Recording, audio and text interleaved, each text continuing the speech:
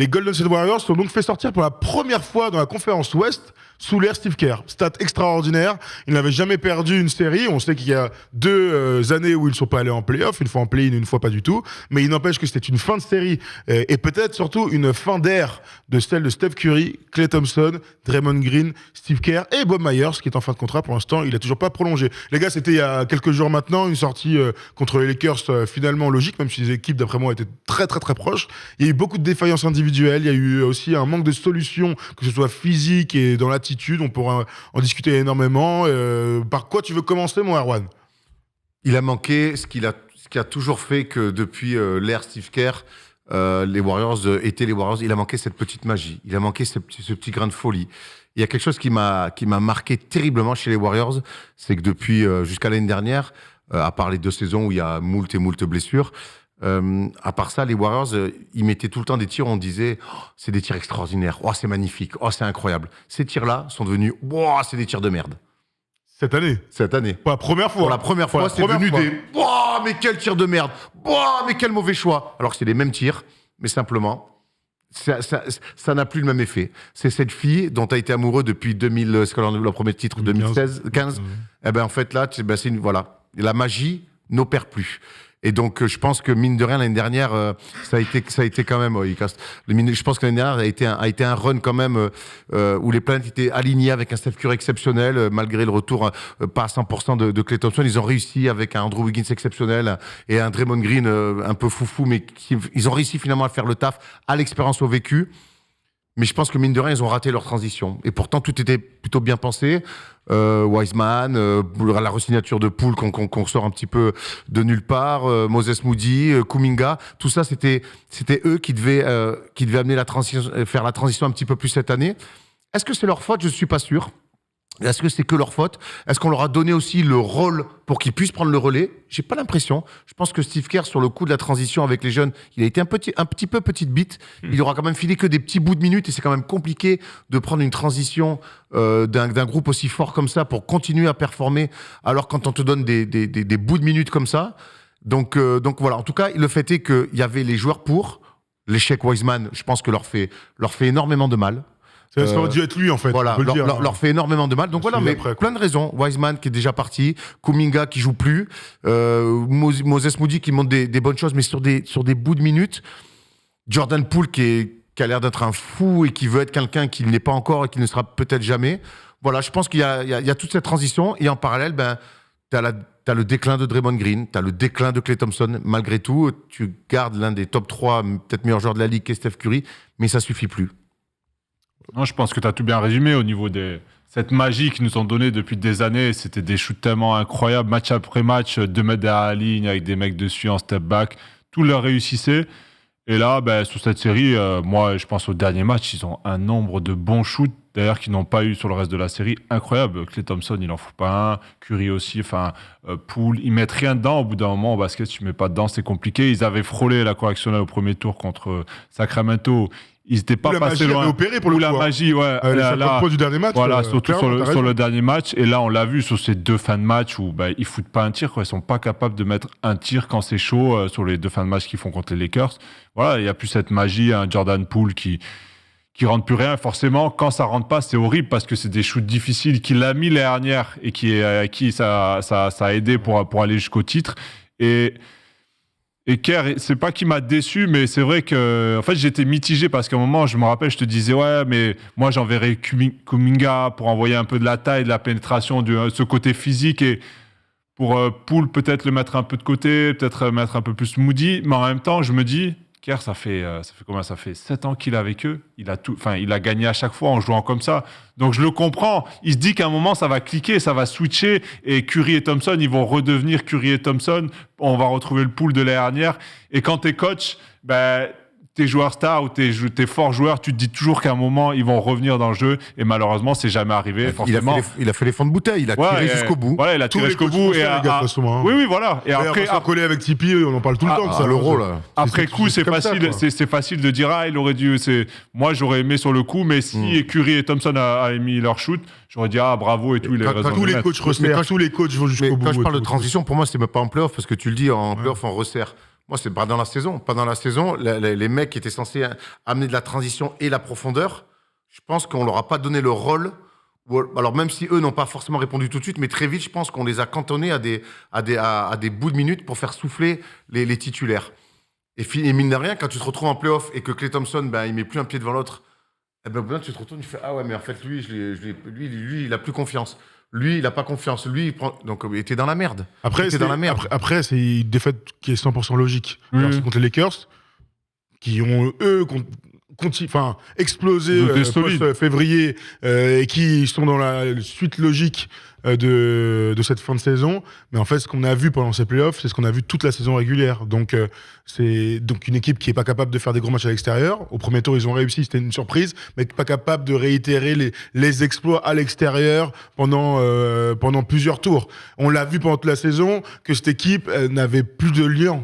Moi, je crois qu'il y a une scission complète entre les jeunes et les vieux. Après, moi, j'ai l'impression que c'est évident. Voilà. Qu'il y a les vieux là qui sont là depuis toujours et que tous les gars que tu cites, Erwan, non seulement, alors, soit ils n'ont pas été mis dans les meilleures dispositions, mais en saison régulière, ils ont eu des minutes et ils n'ont jamais répondu. Défensivement, ils ont été cata toute la saison au global, mais les jeunes n'ont jamais apporté ce truc, cette dynamique. Quand t'es jeune, tu sais quoi ? C'est de l'intensité, c'est des envies, c'est une progression match par match, semaine par semaine. Ça, ils l'ont pas eu malheureusement. Et t'arrives en play-off, Mais ce que tu dis, ils l'ont pas eu. Au moment peut-être où on attendait ça. Là, tu dis ça comme si il n'y avait pas eu 82 matchs de saison régulière. Pendant la saison, ils ont eu des minutes aussi. Il y a eu des blessures. Gros, ils ont. J'ai pas envie de leur tirer dessus parce que moi j'y crois à ces mecs-là. Moi, je me dis, c'est une équipe qui a fini 6ème. Et qui finit bien la saison. Et qui a voyagé toute l'année, qui a été catastrophique à l'extérieur. À l'image de leur play-off. Ils ont été capables de passer à côté. Donc, moi, j'ai envie de te dire que c'est logique, c'est surprenant parce que c'est des champions, parce qu'on attendait l'étincelle, parce que c'est Steph Curry qui est bon et on comprend pas, et que voir Klay dans un trou pareil physique, on se l'est dit, franchement, sur le match 6, ça allait trop vite pour lui. Je pensais pas dire ça un jour, mais il y avait trop d'intensité. Il n'arrivait pas à faire ce qu'il a toujours fait. Il n'arrivait pas à défendre sur les mecs. Il était en sur-régime. Il était en sur-régime physique et donc il jouait trop. On aurait dit nous contre Tony Parker. Mais exactement. Mais c'est exactement ça. T'es en sur-régime. T'es comme ça là. Moi, pour parler de la transition, je pense que Draymond Green, ça va pas être facile parce qu'il doit leur rabâcher toute la journée qu'ils ont gagné et 4 titres et ceci et cela. Et je pense qu'au bout d'un moment, les mecs, il doit avoir un groupe parce qu'ils ont pas mal de jeunes. Moody, Kuminga, Poole. Et puis c'est pris une droite, voilà, et il y a l'histoire de cette droite quand même. Moi, je trouve ça incroyable qu'il ait réussi parce que franchement, prendre une droite pareille et continuer comme si de rien n'était, je comprends qu'il doit l'avoir dans un coin de sa tête quand même. Et je pense que oui, il va y avoir un travail à faire. Le choix de Draymond Green, ça va être très important. Alors tu veux, vas-y, on se pose la question. Bob Myers, on va attendre de savoir ce qu'il fait. J'espère qu'il va rester. C'est quand même lui l'instigateur de tout ça. Tu disais, ça faisait 7 ans, un truc comme ça. Ça fait 9 ans que Steve Kerr est là, à la tête de cette équipe. Donc on peut se poser la question de la fin de l'ère Steve Kerr et Bob Myers, puisque si Draymond Green active sa player option de 37 millions, ils auront la plus grosse masse salariale de tous les temps. Vous vous en souvenez, on en avait parlé, plus de 600 millions de dollars, vraiment c'est colossal, ça n'a plus aucun sens, mais les Warriors sont capables, les propriétaires sont capables, parce que c'est une franchise qui est très très riche, qui gagne beaucoup d'argent grâce à la salle notamment et au merchandising. Donc je vous pose la question, messieurs, Draymond Green a déjà dit, 1, que pour lui, il irait jusqu'au bout avec eux, et que 2, il donnerait sa décision de opt-in ou opt-out dans son podcast d'ici quelques temps. Alors, qu'est-ce qu'on fait ? Il rigole, lui. On rappelle que c'est lui qui a les cartes en main, pour l'instant. Après, il fait beaucoup de tototes à LeBron, et ça je trouve ça très bizarre. Pote, Ouais, mais d'accord, mais bon, bref. Ça n'a aucun rapport, par contre. Franchement, finir le game, là, franchement. Non, mais finir le game, faire un podcast et dire l'autre c'est le GOAT, ça va, gros, on s'en bat les couilles. Il adore. Bref. Mais la question que je me pose, c'est à quoi ressemble. Je pense que Steph Curry, dans un coin de sa tête, il dirait pas non à un dernier titre. Donc maintenant, je me dis, les Warriors sans Draymond Green, à quoi ça ressemble ? Parce que honnêtement, aujourd'hui, il n'y a aucun poste 4 qui est capable de faire ce qu'il fait. Aucun mec dans la ligue est capable de faire ce que fait Draymond Green dans le lien, dans ce fameux jeu sans ballon, dans ce mouvement perpétuel, collectif qu'ont les Warriors. Après, on a vu que Steph Curry était capable aussi maintenant de jouer beaucoup plus. En portant la balle, en jouant du pick and roll, et qu'il est bien défendu ailleurs, et qu'il était très fort là-dessus. Parce que pour moi, si demain Draymond Green, je pense qu'il fantasme aussi peut-être un petit peu d'aller rejoindre LeBron James aux Lakers. Qui sait ce qu'il pourra faire ? Si demain il n'est plus aux Warriors, je pense que c'est toute la philosophie Warriors qui va changer. Et c'est pas rien. T'es en train de me dire que Pour moi, la philosophie Warriors, c'est Steph Curry. Hein. On peut parler de tous les autres, mais c'est lui qui va faire, Moi, je te grâce pose- à ses courses. Je D'accord. te dis pas qu'il sera aussi impactant, je te dis que c'est Steph Curry qui fait la philo. C'est pas Moi, Draymond Green. Draymond moi- Green a apporté D'accord. un truc complémentaire, mais Alors, tu vois, ça vient de lui. oui tu vois et ce que je veux non, dire parce C'est les deux, Non, l'un mais oui, l'un alors- va pas sans l'autre. Moi, Ben, Ça, j'en sais rien. moi, ce Ça, que, j'en sais moi, rien. ce que je veux te dire, c'est que Steph sais rien.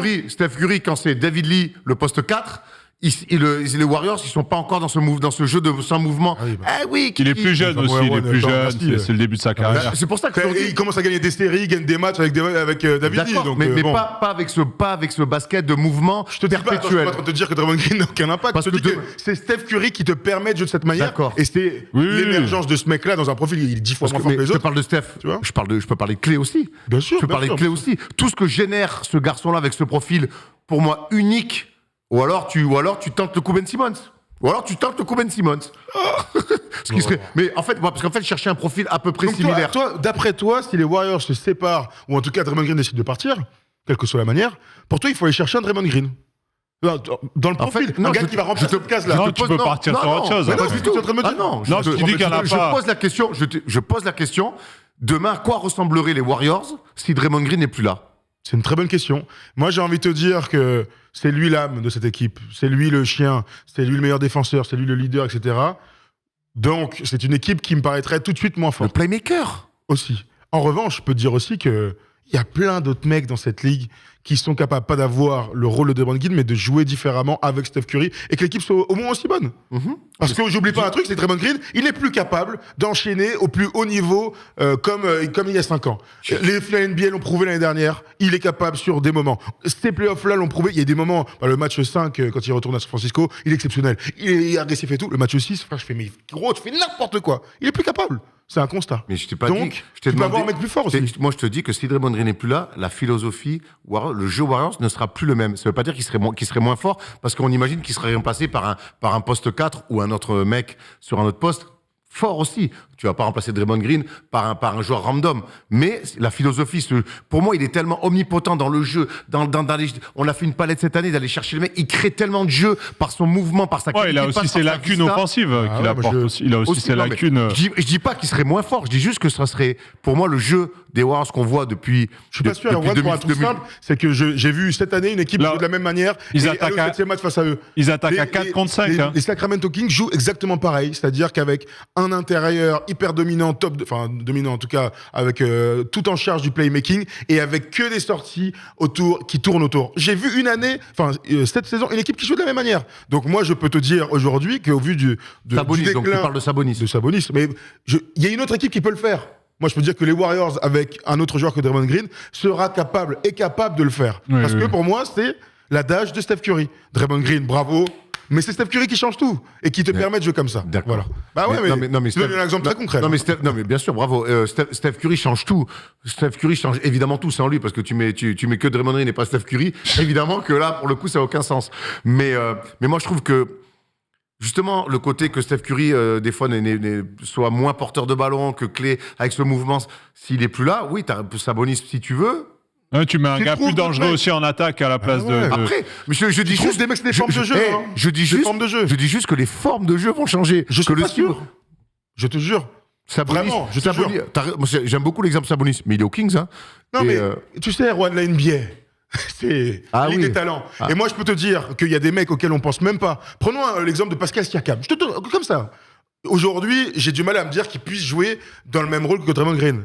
Je peux aussi te dire que Draymond Green, que Pascal Siakam, qui arrive aux Warriors, tu lui dis, tu fais ça, tu fais des end-off, tu fais des trucs, c'est un joueur intelligent. Je vois pas pourquoi il serait pas capable, avec un rendement offensif bien plus intéressant, d'être dans les pas de Draymond Green. Est-ce qu'il sera capable d'être aussi impactant sur vraiment ce que fait Draymond Green, j'en sais rien, mais jouer de cette manière-là, moi je suis sûr qu'il y a plein d'autres mecs qui sont capables. Alors, très concret, moi aujourd'hui, tu mets Siakam aux Warriors, je pense que l'équipe, elle devient meilleure. Parce que tu l'as dit aujourd'hui, mais par contre, le style sera plus le même. Même si tu lui demandes de faire des hand-off, ça reste un mec. Pascal Siakam, là où Pourquoi on le veut, c'est quand tu mets 24 pions. Ça change quoi? Tu peux. Donc tu veux que le gars, il fasse Non, tout mais- ce que fait Draymond, dans le même registre que Draymond Green, tout en mettant 20. Justement, Draymond Green, dans tout Oui, son je truc. crois. Mais parce que en fait, quand les mecs sont plus forts, ils ont naturellement plus la balle en main. Et quand je dis plus la balle, c'est jouer pour les autres et tout. Donc moi, j'ai envie de te dire que s'il y a un joueur qui est capable d'avoir autant la balle que Draymond Green dans les mains, mais qu'il est plus fort, je peux te dire qu'il aura un meilleur rendement. Oui, mais dans Bon, un bah, autre style. C'est ce que je te dis. Bon, On n'est pas forcément. d'accord, c'est pas grave. Ouais, parce que pour moi, le style des Warriors, et je le disais, c'est pour ça que je parlais des Kings, c'est que c'est des formes de jeu avec peu de pick and roll et beaucoup de sorties et des gens qui tournent. Donc, d'avoir un mec qui a balle en main et des gars qui tournent, ça ne dépend pas forcément de Draymond Green. Ça dépend de la forme de jeu. Donc, ils peuvent jouer de la même manière avec quelqu'un d'autre. Est-ce qu'ils seront encore plus forts? Est-ce que défensivement? Est-ce que l'entente, l'alchimie? Ça, j'en sais rien. Mais d'un point de vue purement stratégique, les Kings le font. Ça va aussi Les Kings le font. T'es d'accord ouvrir, avec ça, toi? ça va ouvrir d'autres choses si tu recrutes un poste 4 plus fort offensivement aussi, parce que là, ils attaquaient à 4 contre 5. Donc après, on peut débattre toute la soirée, mais vous imaginez qu'on n'a jamais connu cette équipe de Warriors sans ce style de jeu, sans ce Draymond Green. On se pose tous la C'est pour ça que question. je pose la question. Ouais, on se pose tous la question. super. Comment ils vont rebondir si jamais Draymond Green y part? Quel genre de joueurs ils vont prendre? Est-ce qu'ils vont chercher le même profil? Est-ce qu'ils vont se dire, non, on veut un poste 4 plus fort, offensivement, plus scoreur? Bon, ça va pas être très dur, mais voilà. Et comment ils vont se débrouiller? Parce qu'il y a ce côté leadership, par contre, qui vont perdre, et ça, c'est très dur à remplacer. C'est pour ça que je Un parle gars, d'alchimie, ça, parce par que, voilà, des fois, on dit il est fou, il est ceci, il crie.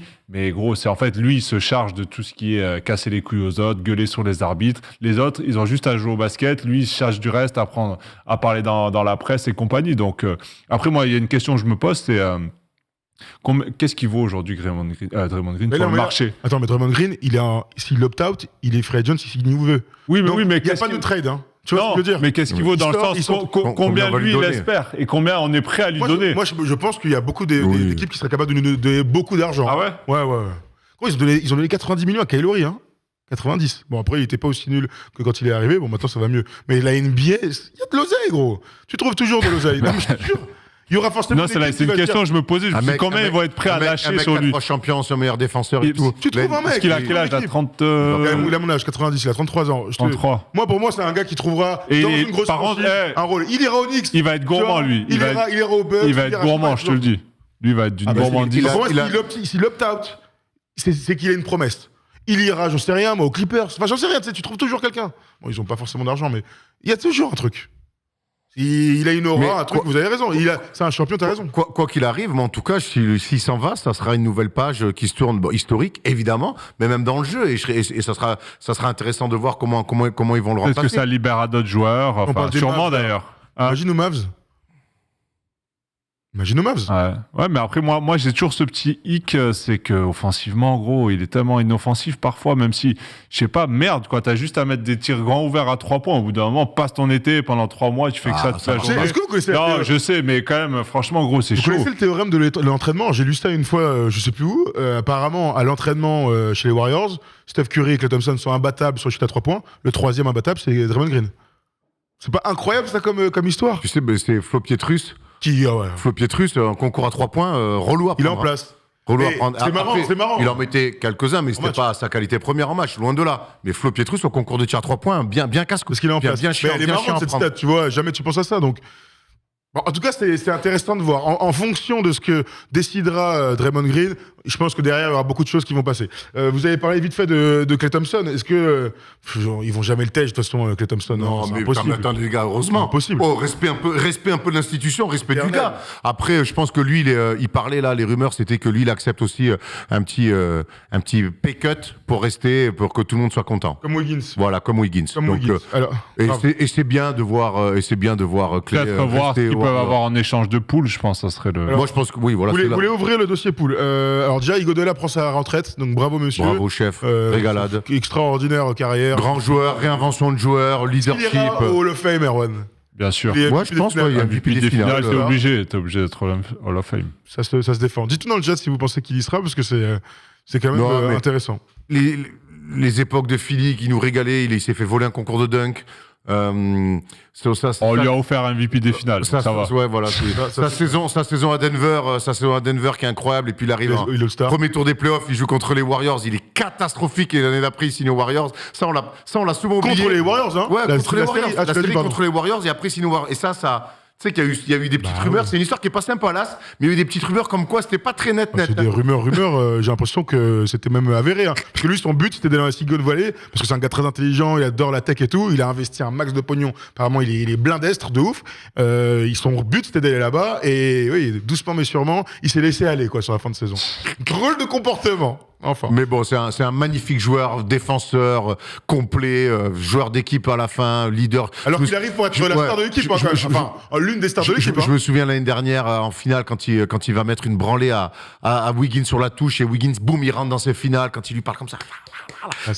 Ça m'avait mis les frissons, ce côté, voilà. Même il a réussi à porter aux Warriors, même quand il était blessé. Donc voilà, grand monsieur, grand bravo. La famille. Est-ce qu'on accueillerait pas notre dernier auditeur parce qu'il veut parler de Jordan Poole et ça nous intéresse tous. C'est Antoine qu'on va accueillir parce qu'il a écoute une théorie intéressante sur notre ami Jordan Poole. Salut Antoine.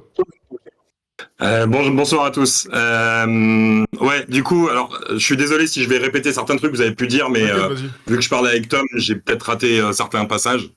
En fait, en gros, moi, mon idée globale, parce que vous avez beaucoup parlé de Draymond Green, moi, je pense pas qu'il partira et je pense pas qu'on lui demandera de partir. Je pense qu'il sera toujours là. Parce que comme vous l'avez dit tout à l'heure, en termes de leadership, on a trop besoin de lui et en playmaking. Curry ne serait pas Curry sans lui et inversement. Mais pour revenir à Jordan Poole, en fait, le truc, c'est que pour moi, c'est la pomme pourrie du groupe. La franchise, au début de saison, ont vraiment réussi à cacher les problèmes quand Draymond lui a mis une droite. Donc, on a réussi à tout étouffer l'affaire, mais je pense qu'en interne, le problème n'était pas résolu. Et aujourd'hui, je ne sais pas si vous avez vu une photo de Curry qui regardait Poole sur le banc, mais il avait un regard noir sur lui, comme on a rarement vu Curry regarder quelqu'un comme ça. Et je pense vraiment que même si, en termes de talent, il a aidé à faire gagner le titre l'année dernière, je reste convaincu qu'en termes d'ambiance, il y a un truc qui a été cassé à cause de lui, et que s'il y a quelqu'un qui doit partir aujourd'hui, c'est Poole. Pour qui d'autre par rapport à son contrat et tout, ça, j'ai pas encore d'idée.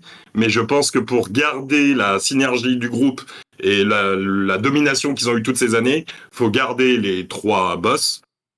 Thompson, comme vous l'avez dit, faut qu'il arrête, faut qu'il accepte de ne plus être le joueur qu'il était avant sa blessure, et donc qu'il accepte peut-être de faire un effort financier pour aller chercher quelqu'un d'autre d'offensif, et de défensif d'ailleurs.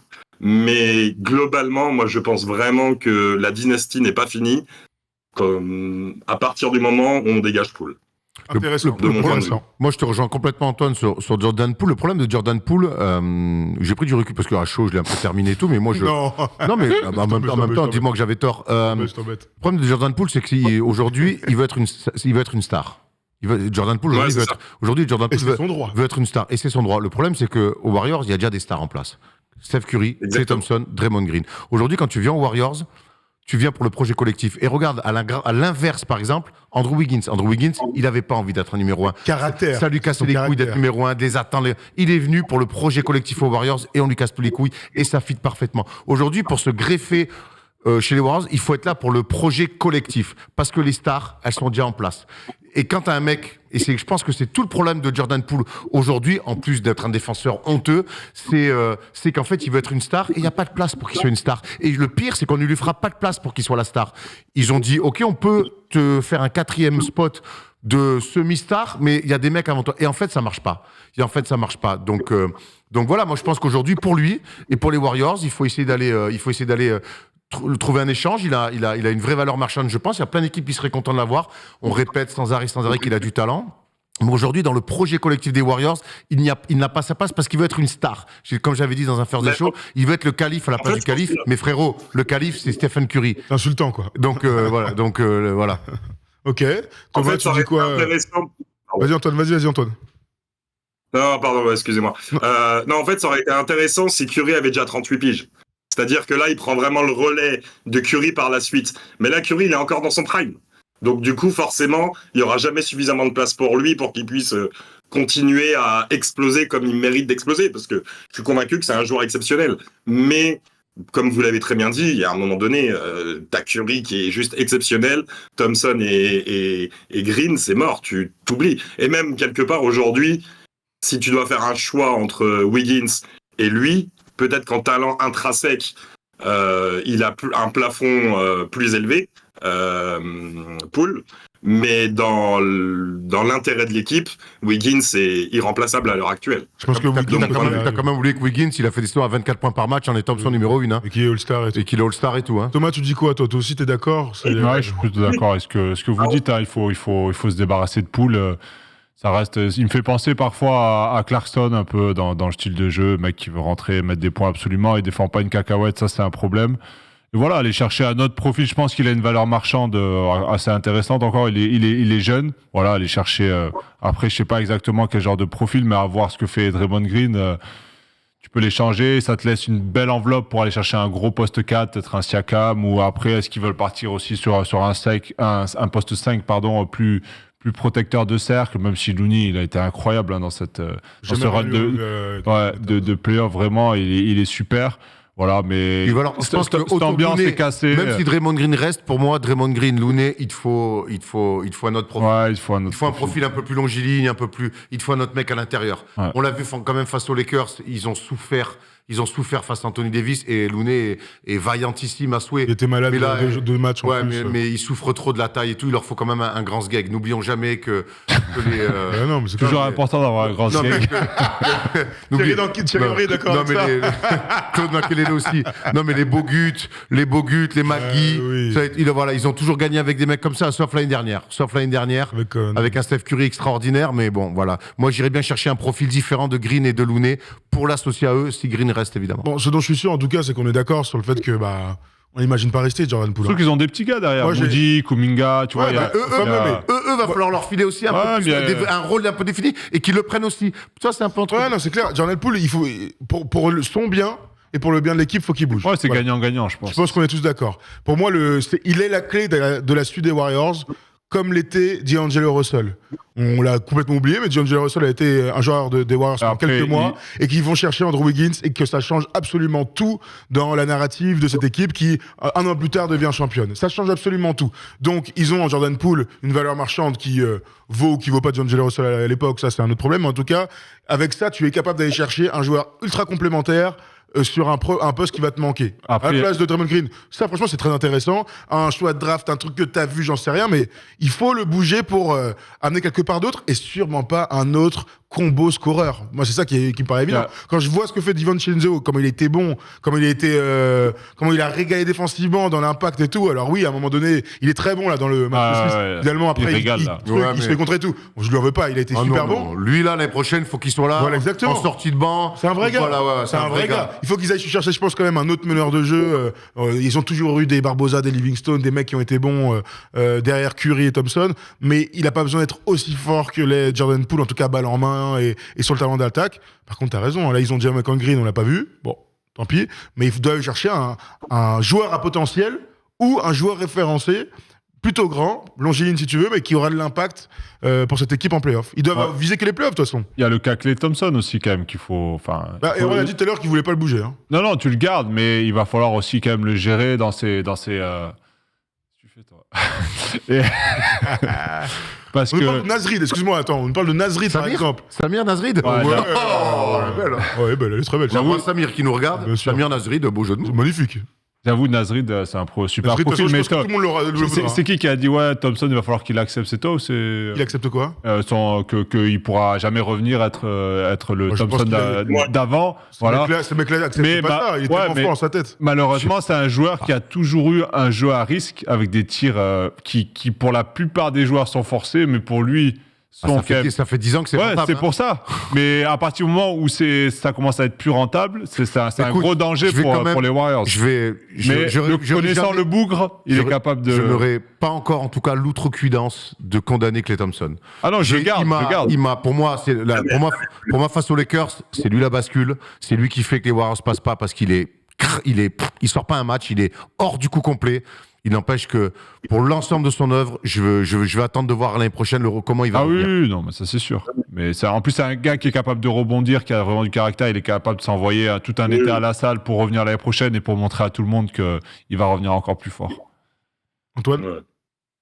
Ouais, non, Klay Thompson, 100% d'accord. Moi, je suis un énorme fan de lui et oui, après la blessure, c'est dur de revenir. Il a sorti quelques matchs qui étaient intéressants, mais jamais tu le sors des Warriors. Il va finir sa carrière là-bas jusqu'à au moins que Curry s'en aille, prenne sa retraite. Mais et comme l'a dit Thomas Laroukis, il peut complètement revenir à un super niveau l'année prochaine.